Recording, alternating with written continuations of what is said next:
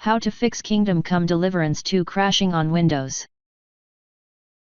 In this video I will show you few solution to fix the problem. Outdated or incompatible graphics drivers can cause instability in games. NVIDIA released game-ready drivers that are designed to optimize KCD2 even further, so make sure you install them.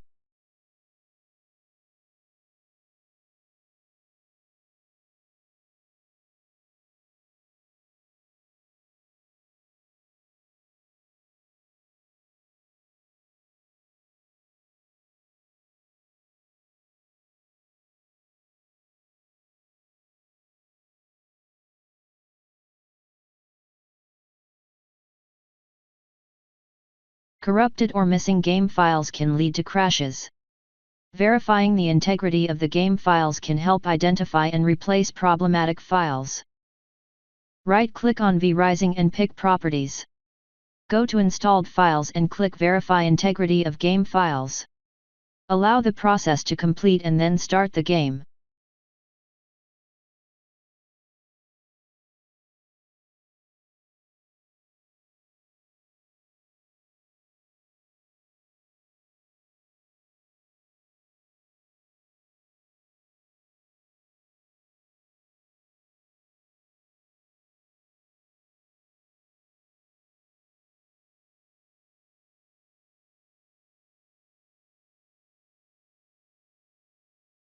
Overlays from programs like Steam, Discord, or other third-party apps can interfere with games, leading to crashes.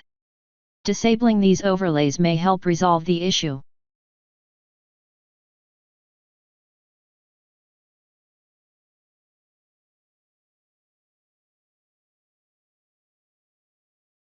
If that didn't work, if none of the above fixes worked, reinstalling the game can help resolve any persistent issues caused by corrupted or missing files.